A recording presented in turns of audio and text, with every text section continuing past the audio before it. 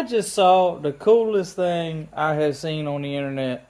It's a little like, let's say you got like sand or something down in a hole, whether it's a piece in an engine block or something. A little piece of sandpaper, right, on both sides.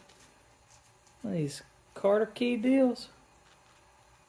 Slip it over it like a paper clip, right? Like a little paper clip there.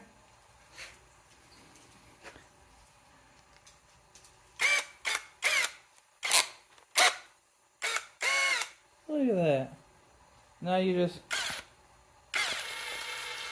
roll it. Look at this crap.